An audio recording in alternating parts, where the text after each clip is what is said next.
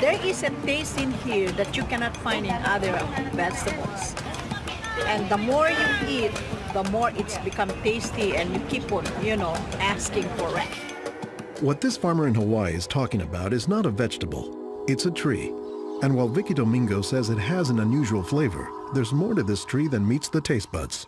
You keep on eating and eating and you can feel your body is more energetic, more healthy, and you can see the difference. You're not dropping, you keep on, just so active. You have to remove one by one like this. Domingo says she has grown this tree on her farm for more than 25 years. She harvests moringa twice a week all year round.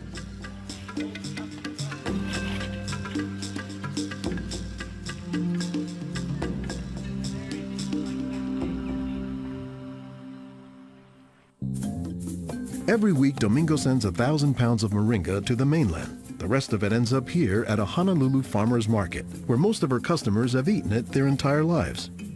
Well, in the Philippines, it's a third country. In other words, not a rich country.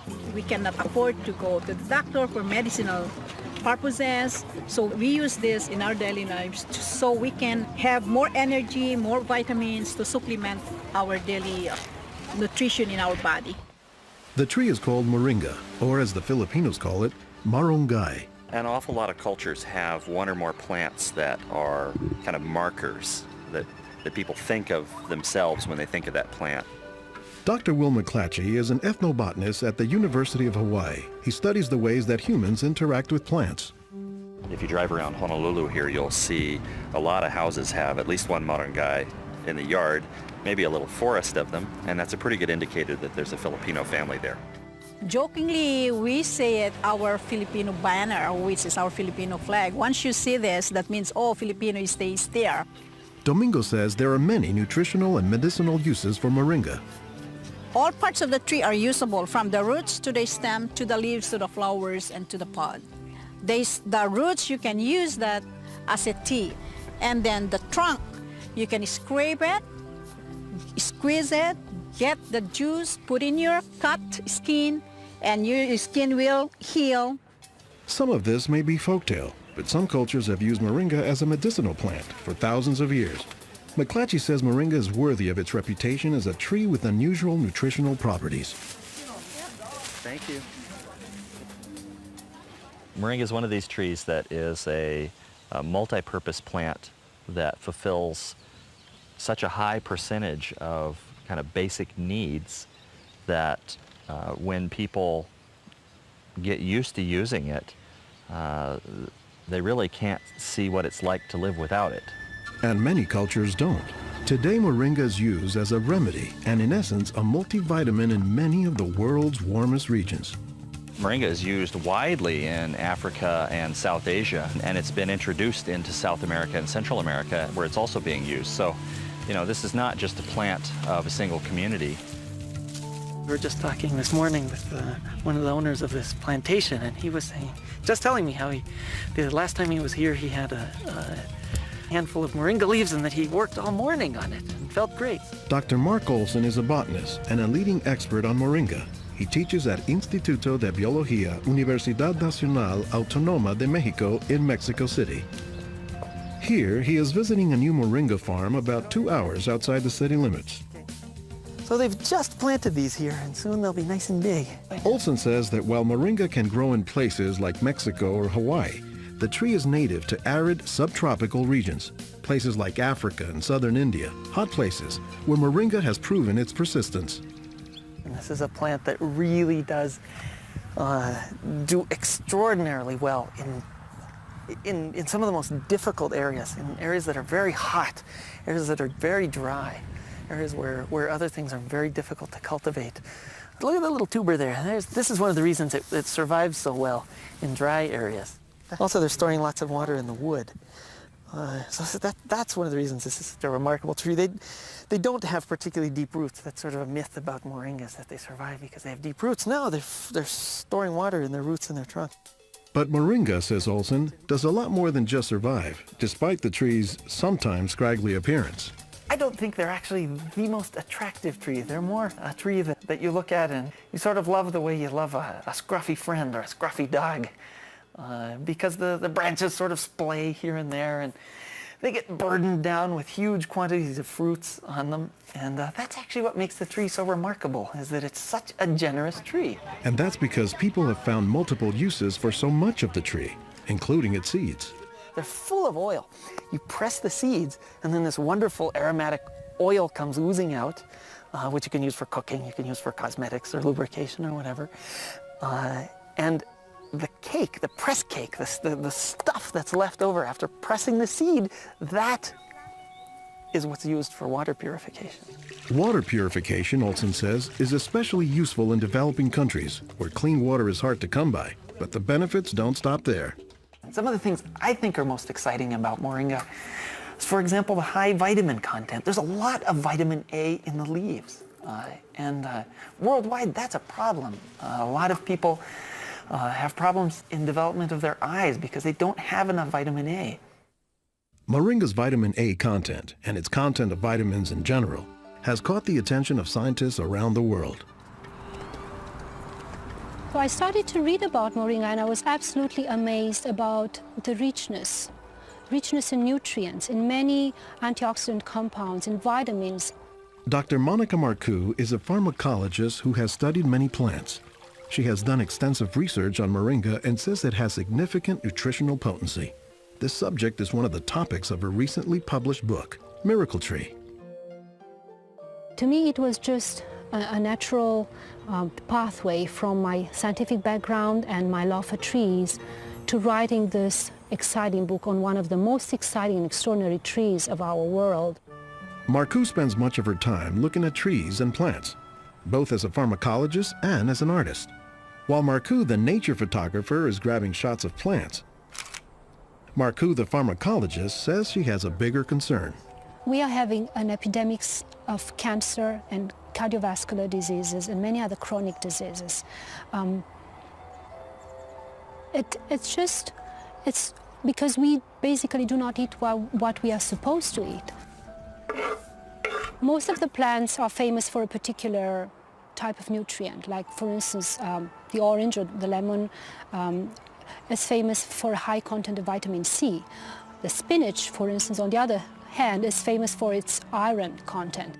Moringa is very unusual because this single plant contains a wide variety of nutrients, but also in quite very high amounts. Marcoux says this concentration of nutrients combined with low calories and low sodium content makes moringa an ideal energy food or supplement that can help offset the typically unhealthy Western diet. Many of the Westerners are also deficient in antioxidant and anti-aging substances that are mostly found in plants. Antioxidants, according to the National Institutes of Health, protect the body's cells and may prevent cancer.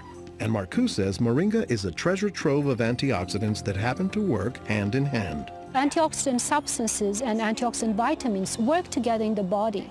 For instance, it's known that selenium works better in the presence of vitamin E.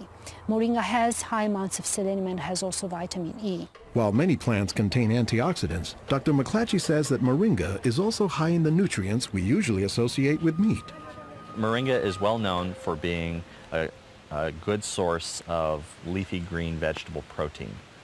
And you don't get a lot of protein out of many vegetable foods other than like beans and things like that. So getting it out of the leaves is really a big deal. And while there are a few other plants like soy that are protein rich, Olson says moringa is special. I have a lot of food allergies. I'm allergic to wheat, I'm allergic to eggs. Soy tends to be a fairly highly allergenic food. It causes allergies easily in many people. We think that this is because of the form that some of the proteins are in soy.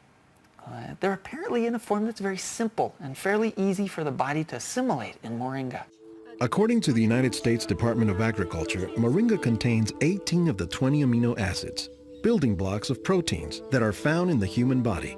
And says Marcoux, moringa is one of the few plants that contains all of the essential amino acids. Moringa contains all the 9 essential amino acids that actually we cannot produce. Their presence, but also their ratio, is very beneficial, and it is estimated that this ratio is very good for absorption and for being bioavailable to our bodies.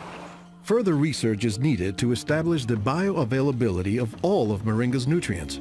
But in some places, scientific studies may be too long a pursuit and take a back seat to a harsh reality.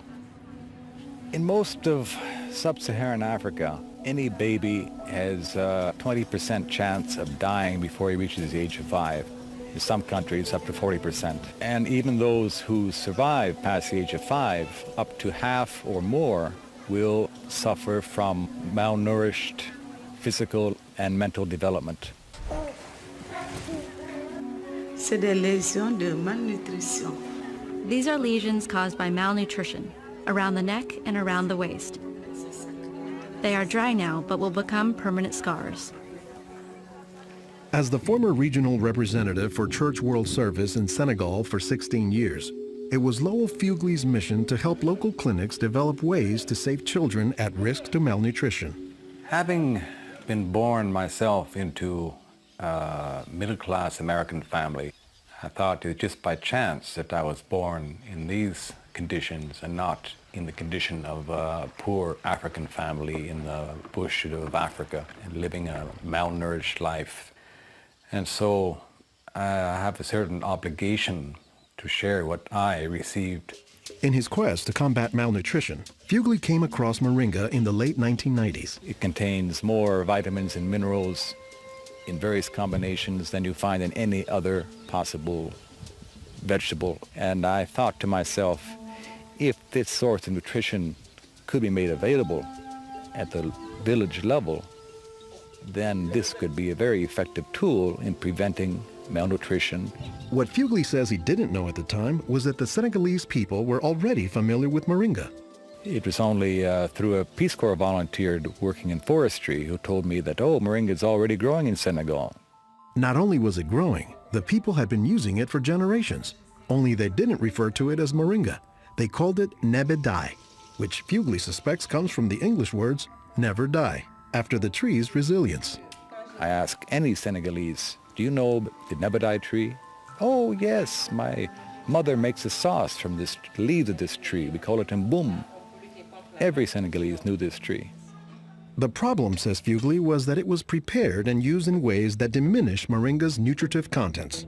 They boil the leaves too long. They throw out the water that is boiled in and where many of the vitamins are located. And so they lose a lot of the benefits that the leaves could provide. So Fugley went to work, both planting moringa trees and, more importantly, educating healthcare workers on how moringa can help stave off malnutrition. Regarde tonton. Regarde celui-là. Regarde tonton. Tu as vu? Non, non, celui-là même. Pour le moringa. I was trained in 1998, and right away we saw the virtues of using moringa because of its very high nutritional value. So we began using it right away on an experimental basis.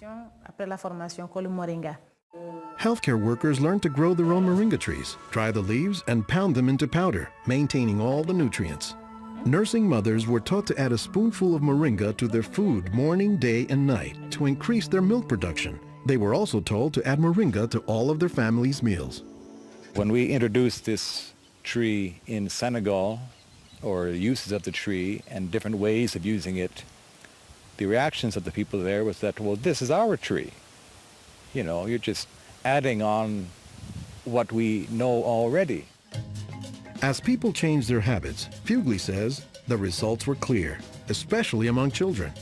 They'll look happier, they'll have more energy, they'll smile. When they came to the clinic, limp, eyes drooping, no energy, and within 3 weeks, you see them bigger, healthier, and smiling. La récupération avec le moringa a été beaucoup plus rapide. We observed that it was much, much more effective than the classic system we had been using, which was based on imported and costly products, such as milk powder, sugar, and vegetable oil. With moringa, people can go into town and find it themselves. Et on l'a, même des fois sans un sou. Moringa is still being used, it's still being promoted, it's still being very valued, even without our input from the outside. Moringa, it doesn't die, it can continue on its own. So you have to eat the moringa on a daily basis. And all their grandkids are eating it every now and then, even my own children, and they are already professionals, and yet they come home and eat it. And while moringa is mostly considered an ethnic food, the trend, says McClatchy, is that more nutritious plants, like moringa, are finding their way into the mainstream. Our diets are pretty bad, although they are improving. But one of the reasons they're improving is because we're starting to adopt more and more of these kinds of plants. I've been in villages where the only trees that survive and grow well are Moringa oleifera, which is really amazing when you consider how many useful things the tree provides. Moringa it comes very close to being a perfect source of nutrients in terms of variety and concentration. So that is, I think, very unique about this moringa tree.